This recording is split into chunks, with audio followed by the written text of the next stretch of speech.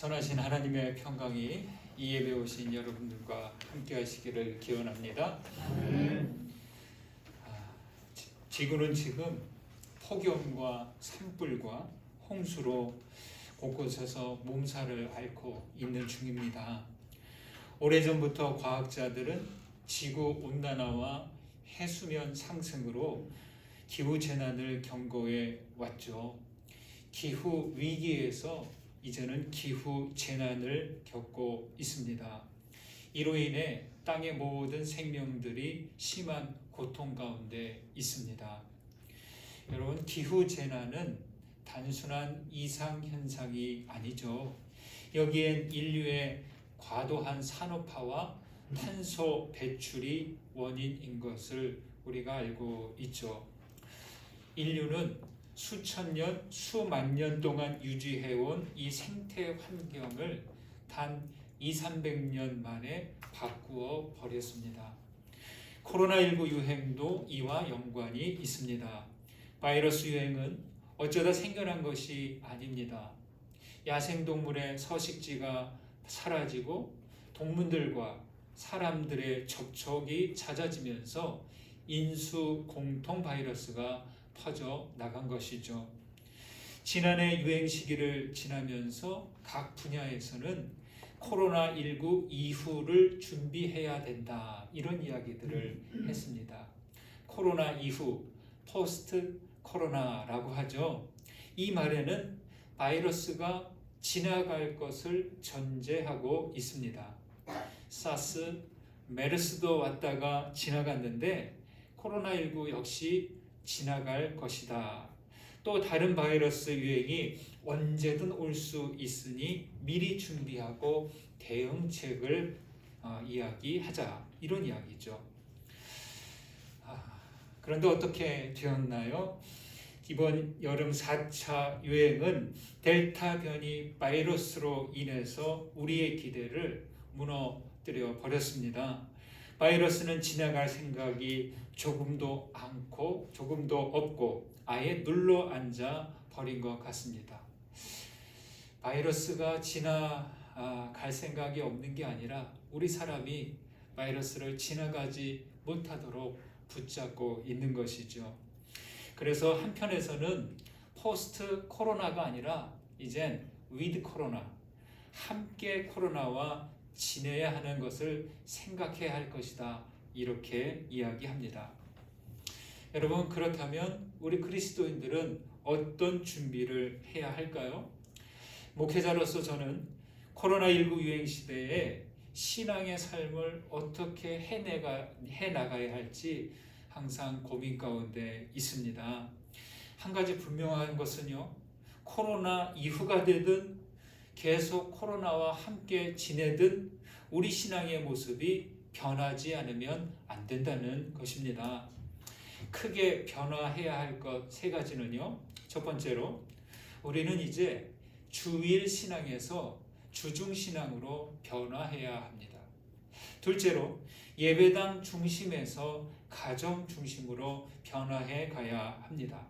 세 번째로, 대면에서 비대면 형식으로 모임 방식을 변화시켜야 합니다.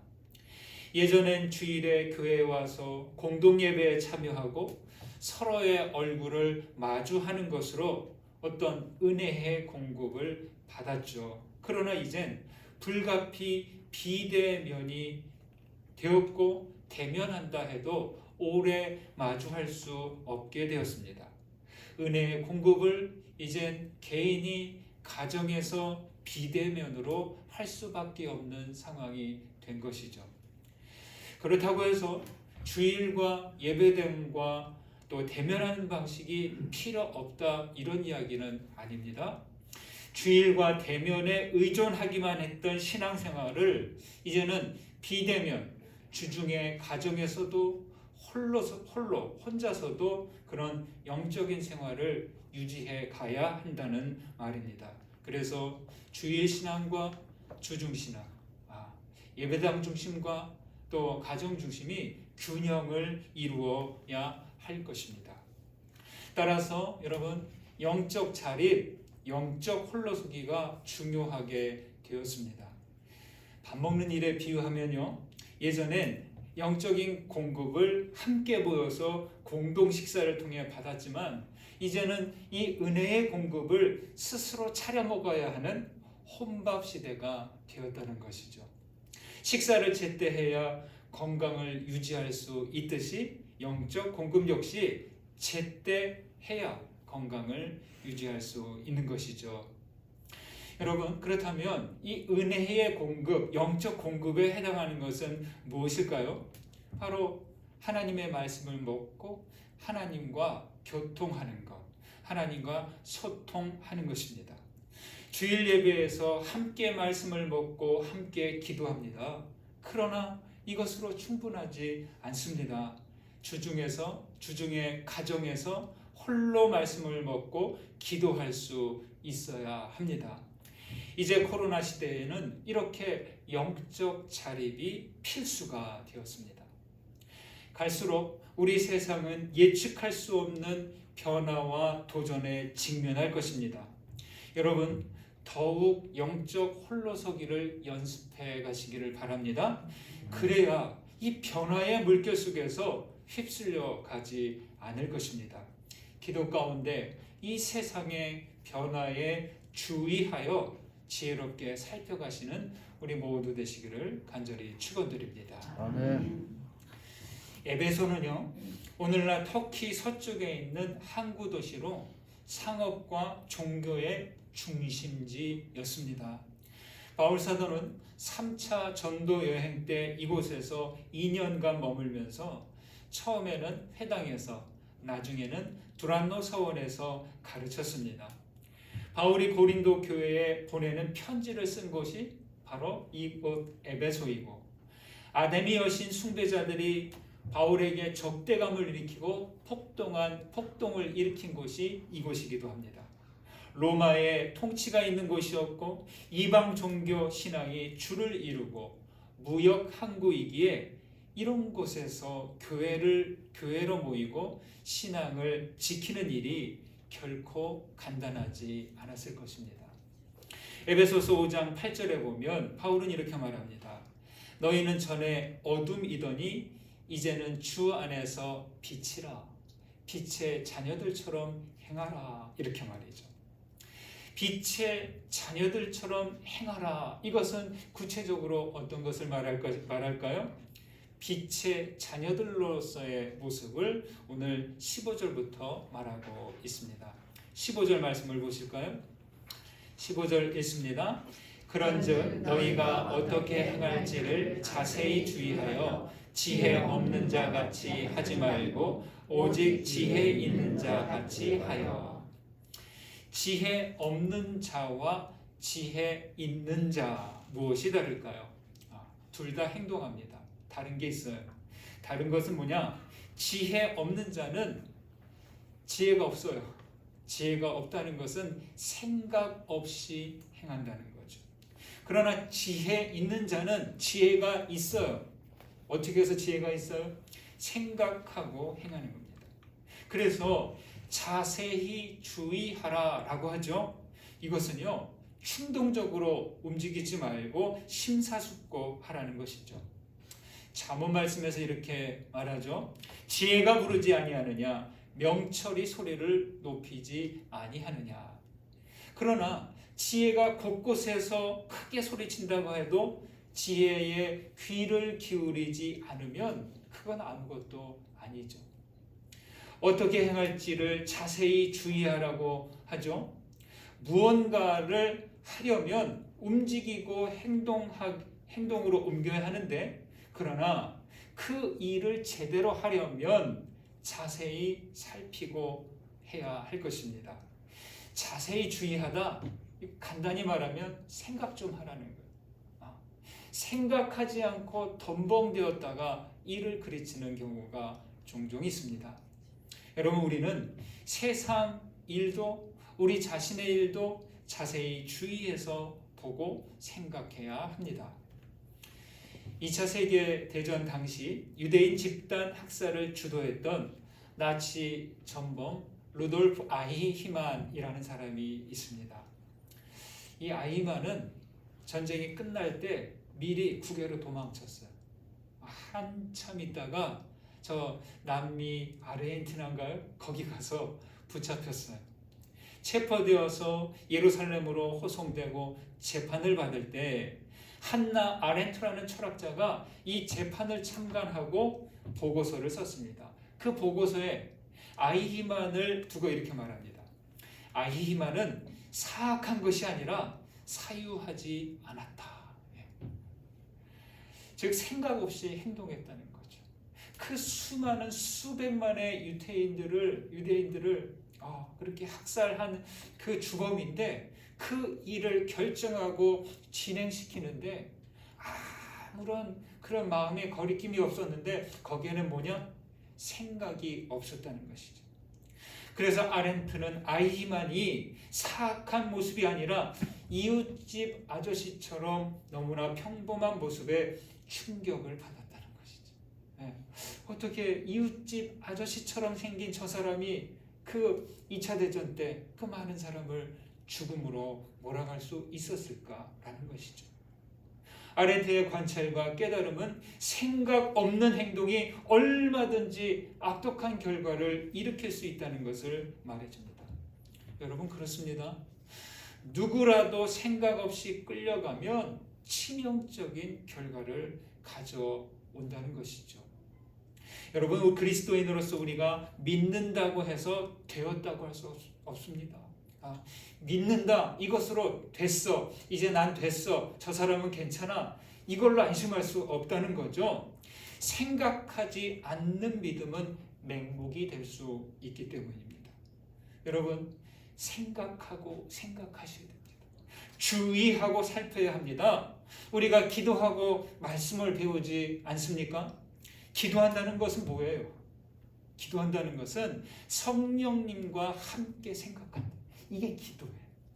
말씀을 배우는 것은요, 말씀을 이해하고 깨닫는다는 거죠. 이해하고 깨달았어요. 어떻게 해야 돼요? 이해하고 깨달은 그 말씀으로 생각하는 것이죠. 자기 기분과 감정, 내 욕심과 내 욕망으로 생각하면 그 결과는 그 쪽으로 나아가는 것입니다. 말씀으로 생각하고 성령과 함께 생각해야 합니다. 다석 유영모 선생님은 말합니다. 생각하는 것은 기쁜 것이고 생각하는 것은 올라가는 것이고 생각하는 것이 기도이다. 기도는 하나님께 올라가는 것이다. 참으로 하나님의 뜻을 쫓아 하나님 아버지께로 올라간다는 것, 그것이 그렇게 기쁘고 즐거울 수가 없다. 이렇게 말이죠. 여러분 생각하는 것, 기도하는 것, 말씀을 따라가는 것, 이게 다 하나로 연결되어서 어디로 가요? 하나님께로 가는 거죠. 자세히 주의하여 지혜를 얻은 일화를 소개합니다. 예전에도 한번 소개한 적이 있습니다. 미국의 흑인 농학자 조지 워싱턴 카버 박사라는 분이 있습니다. 면화 산업이 발달한 미국 남부는요, 오랜 면화 경작으로 땅이 척박하게 바뀌어 버렸습니다. 이때 카버 박사는 땅콩을 심으면 토질이 회복된다고 알려주었고 농부들은 땅콩을 심어서 토질이 회복되어 갔습니다. 그러자 문제가 생겼어요. 땅콩이 너무 많이 나오는 거예요. 가격이 폭락합니다. 이 넘치는 땅콩을 어떻게 해야 될 줄 모르는 거예요. 곳곳에서 불평이 나옵니다. 그러자 카버 박사는 그리스도인으로서 하나님께 나아가 기도하며 지혜를 구합니다. 이렇게 기도합니다. 하나님, 당신은 무엇을 하려고 이 우주 만물을 창조하셨습니까? 마음에 이런 음성이 들립니다. 너무 큰 것 알려고 하지 말고 내게 알맞은 것을 물어봐라. 카버는 다시 묻습니다. 하나님, 당신은 무엇을 하시려고 이 땅콩을 만드셨나요? 그러다 또 마음에 이런 생각이 일어났습니다. 너는 땅콩을 한 줌 들고 실험실로 들어가서 연구를 계속하거라. 여러분, 농학자가 할 수 있는 게 뭘까요? 농학자가. 농학자이기에 이 땅콩을 가지고 이리저리 살피고 연구하고 실험을 반복해서 그 결과 땅콩으로 만들어낼 수 있는 것이 300여 가지나 됩니다. 지금은 더 많아졌겠죠. 200년 전에 그런 일이 있었는데 지금은 더 많이 생겼어요. 땅콩 하나로 무려 300여 가지의 그런 식료품, 어떤 산업 제품들을 만들어낸다는 거죠. 카보 박사는 이것을요 특허 없이 다 공개해버렸어요. 이거 한 10가지만, 한 100여 가지만 특허를 내도 엄청난 부자가 되는데 특허 없이 무료로 공개했습니다. 그 결과 어떻게 됐을까요? 그로 인해 산업이 발달하고 고용이 늘어나면서 미국의 남부 경제를 일으키는 엄청난 계기가 되었습니다. 인도의 성인으로 불리는 간디가 말합니다. 믿음은 생각이 되고, 생각은 말이 되고, 말은 행동이 되고, 행동은 가치가 되고, 가치는 운명이 된다라고 말이죠. 여러분, 우리는 말씀과 함께 기도 가운데 자세히 주의하며 움직여 나아가시기를 간절히 소망합니다. 따라해 보실까요? 세월을 아끼라 때가 가니라. 세월을 아끼라 때가 가니라. 16절 말씀입니다. 여러분, 일상을 사는 동안 시간이 넉넉한 것 같아요? 모자라요? 시간이 많은 것 같아요? 부족한 것 같아요? 사람마다 다르겠죠? 아마 대부분 넉넉하기보다는 부족하다고 할 것입니다. 부족하다고 여겨질 것입니다. 시간 관리가 안 되는 사람들의 공통점이 있대요. 뭔가요? 자주 잊어버리고 많이 바쁘다고 합니다. 한자에는 잊을 망자와 바쁠 망자가 있습니다. 혹시 아시는지요? 잊을 망, 바쁠 망, 여기에는 둘 다 마음심과 망할 망자가 있어요. 잊을 망자는 망할 망자가 위에 있고 마음심이 아래에 있고요. 바쁠 망은 마음심이 왼쪽에 있고 바쁠 망이 망할 망이 오른쪽에 있습니다. 같은 것이 위치만 바뀌어 있어요. 그래서 잊을 망, 바쁠 망, 잊어버리고 바쁘다는 것은 어떤 의미입니까? 마음이 망했다는 거예요. 결국 마음에 문제가 있습니다. 정현종님의 시간의 게으름이란 시가 있는데요. 이렇게 말합니다. 나 시간은 돈과 권력과 기계들이 맞물려 미친 듯이 가속을 해온하는 실은 게으르기 짝이 없었습니다. 마음은 잠들고 돈만 깨어 있습니다. 권력욕 로봇들은 만사를 그르칩니다. 자동차를 부지런히 닦았으나 마음을 닦지는 않았습니다. 인터넷에 뻔질나게 들어갔지만 제 마음속에는 들어가 보지 않았습니다. 이게 시예요. 어떤가요? 돈과 권력과 기계들에 맞물려 지내다 보니까 마음이 게을러져서 잠들어 버렸대요. 대신 뭐가 깨어 있어요? 돈만 깨어 있대. 돈만 깨어 있으니까 모든 것이 돈에 따라 쫓아간다는 이야기죠. 자동차는 열심히 닦아요. 우리 건너편에 세차장 있잖아요. 자동차는 열심히 닦아요. 그런데 정작 자기 마음들은 닦지 못합니다. 아주 매 순간 인터넷에 들어가 보지만 자기 마음속에는 들어가 보지 않았다고 합니다. 아주 예리한 시인다운 지적입니다. 여러분, 이것이 바로 마음이 망한 상태일 것입니다. 16절에서는 때가 악하다라고 하는데 이것이 바로 마음을 망하게 하는 일에 해당할 것입니다. 오늘날 시간은요, 우리들을 너무너무 힘들게 해요. 시간에 쫓기고 일정들은 짐이 됩니다. 분주한 일에 익숙한 사람들에게는 여백증후군이 있다고 하죠. 들어보셨나요? 여백증후군 뭐냐면 바쁜 사람들은 자기 일정표에 일정이 어떻게 있어요? 빽빽하게 적혀져 있죠. 하루에도 몇 가지씩 오늘 이 일을 다 해야 돼. 빽빽하게 들어져 있어요. 그런데 이 일정표에 일정이 없이 빈 채로 있으면 괜히 허전하다는 거죠. 여기에서 황소 바람이 들어오는 것 같아서 불안불안하다는 것이죠. 그렇다고 열심히 일하는 게, 열심히 산다는 것이 잘못됐다는 것은 아닙니다. 문제는 그렇게 쫓기며 살다가 정작 중요한 때를 놓쳐버리게 됩니다. 이게 문제입니다. 주어진 시간이 다 되어가는데 우정을 나누는 때, 사랑을 나누는 때, 춥지 않은 시간들, 더 나아가서 하나님 앞에 나아오는 시간이 없어집니다. 다시 말해 카이로스의 때를 놓쳐버린다는 것이죠. 시간에는 크로노스의 시간이 있고 카이로스의 시간이 있습니다. 크로노스는 우리의 시계로 표시되는 순차적인 시간입니다. 카이로스는 뭐냐? 기회와 때입니다. 여기 16절에서 세월을 아끼라고 했을 때 이 세월이 카이로스입니다. 카이로스는요, 이런 거예요. 계란에서 병아리가 나오잖아요. 그때가 몇 시 몇 분이에요? 그걸 어떻게 알아요? 계란에서 병아리가 나오는 그 순간, 아기가 어머니에게서 태어나는 때, 봄이 오고 꽃이 피는 때, 열매가 익는 그 순간, 익어서 떨어지는 때, 구름이 모여들어서 비가 내리는 그 순간, 그런 때가 바로 카이로스입니다. 오늘이 무슨 날이에요? 8월 15일 광복절이지 않습니까?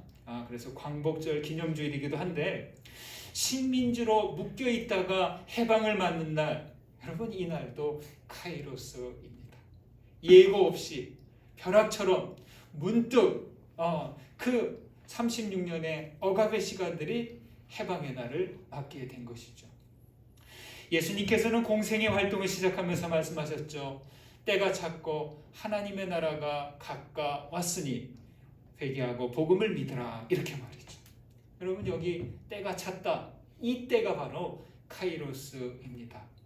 이 때는, 카이로스의 때는 달력이나 시계를 보고 알 수 없습니다. 어떻게 해야 돼요?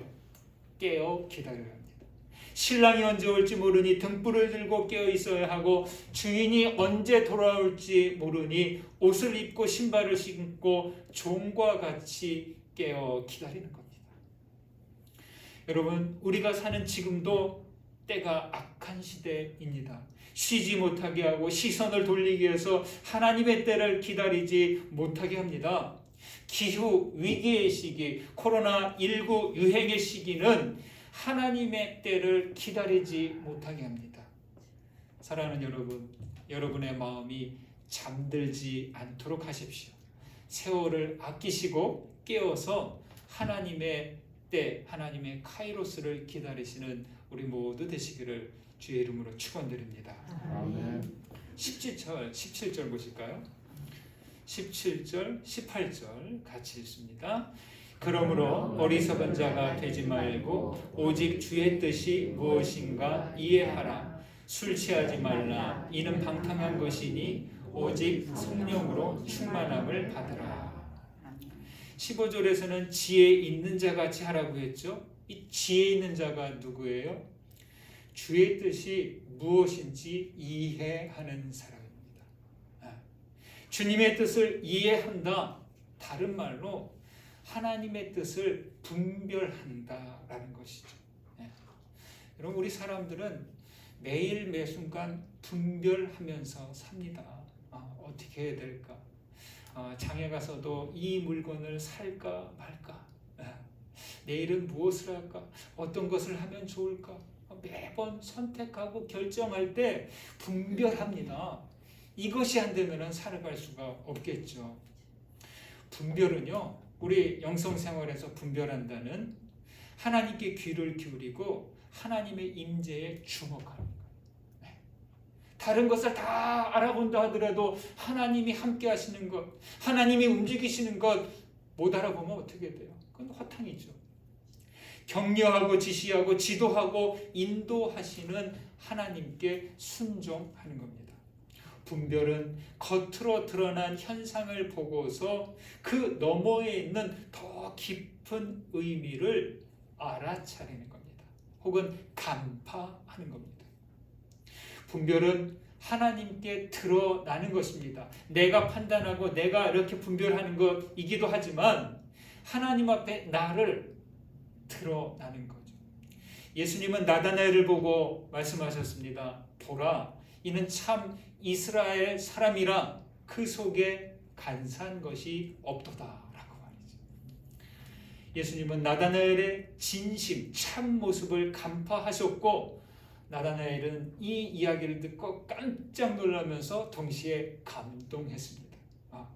나다나엘을 만나기도 전에 주님은 나다나엘을 간파하시고 드러나 보신 것이죠. 여러분은 주님께 온전히 드러나기를 바라십니까? 이것은 주님께서 나의 모든 것을 보시도록 내어드리는 거예요. 나조차도 보고 싶지 않은 부분까지 들여다 보시도록 나를 열어드릴 수 있어야 됩니다. 언제 그렇게 해요? 예배할 때, 기도할 때 나를 열어드리는 겁니다. 우리가 그래서 고백과 참회의 시간을 갖잖아요. 참 이 시간이 중요해요. 그렇기 때문에 바울서도는 여기서 술 취하지 말고 오직 성령으로 충만함을 입으라라고 하는 겁니다.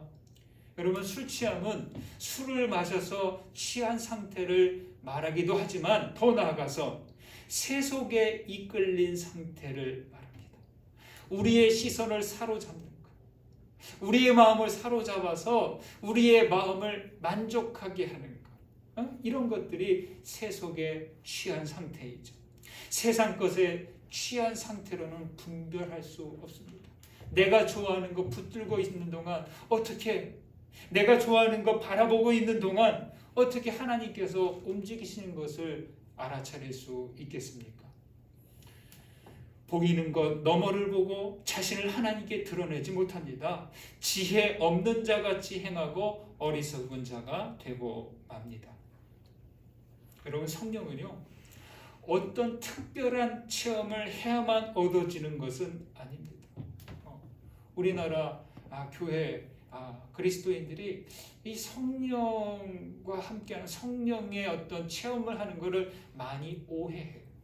외적으로 주어지는 것, 밖에서 부어지는 것, 이런 식으로만 이해합니다. 그것도 어느 정도는 맞지만 성령 충만함은 그런 것만 말하지 않습니다. 예수 믿고 세례를 받은 모든 사람들은 이미 성령께서 함께 하십니다. 여러분, 명심하십시오. 예수를 믿고 세례를 받았다면 이미 성령께서 내 안에 계신 겁니다. 아니, 우리가 그런 깨달음이 있기 전에도 이미 우리 안에 성령께서 계십니다. 우리 안에는 이미 성령께서 내주하시고 성령의 임재 속에 있고 이미 성령의 사람입니다. 따라서 그리스도인들에게 필요한 것은 내가 성령의 사람이라는 사실을 자각하는 것이고 성령의 현존과 능력 안에 있음을 알아차리는 겁니다. 여러분, 전기를 전달하려면 어떻게 해야 돼요? 여기에 전등을 설치했잖아요. 이 전등에 불이 들어오게 하려면 어떻게 해야 돼요? 전기를 끌어와야 됩니다. 이 전기를 끌어오려면 어떻게 해야 돼요? 전선을 발전소부터 끌어와서 여기까지 이어주어야 합니다. 전선이 연결되어 있어도 전압이 약하면 전등이 잘 안 들어옵니다. 저는 성령의 충만함도 그와 같다고 생각합니다. 성령의 충만함을 받으려면 성령이 통하는 전선을 끌어와야 합니다. 성령이 내 안에 계신 것을 자각해야 합니다. 이를 위해서 주님의 뜻을 바르게 이해할 줄 알아야 됩니다. 전기가 여기까지 왔어요. 여기 불이 들어오게 하면 어떻게 해요? 전등도 있어요. 자, 스위치를 탁 올리면 되죠. 그것처럼 하나님의 말씀이, 주의 영이 나에게 이미 와 있다. 말씀을 통하여서 스위치를 탁 올리면 성령께서 내 안에서 환히 빛나는 것이죠. 여기에 초가 있어요. 네, 이미 초가 있어요. 어떻게 해야 돼요? 초에 불을 탁 붙이면 촛불이 켜지잖아요.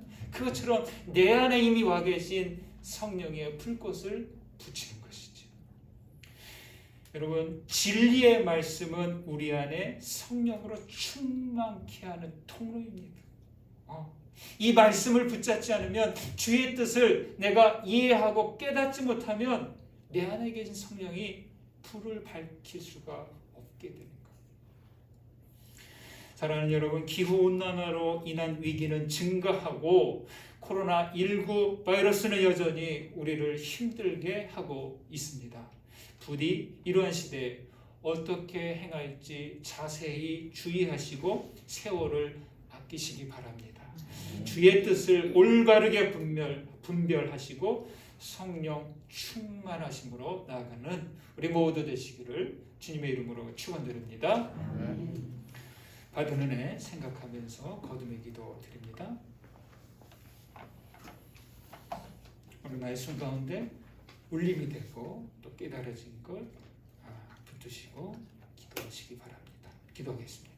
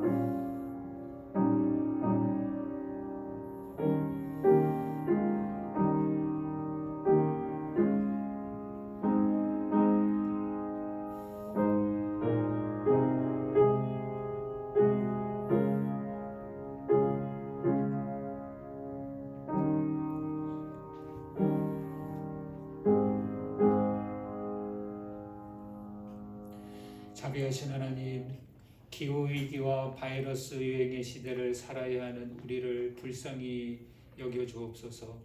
그리스도인들과 교회들이 지혜로운 변화를 이루어가도록 인도해 주시기를 원합니다. 어떻게 해야 할지 깊이 생각하고 지혜 있게 행하도록 인도해 주옵소서. 분주한 시간에 쫓겨 지내지 않고 하나님의 때와 구원의 때를 기다리게 하옵소서. 우리 중심을 보시는 주님, 하나님께 우리 자신을 열어드립니다. 주님께 귀 기울이오니 지혜로운 분별을 하게 하시고 성령으로 충만케 하옵소서. 예수 그리스도의 이름으로 기도드립니다. 아멘.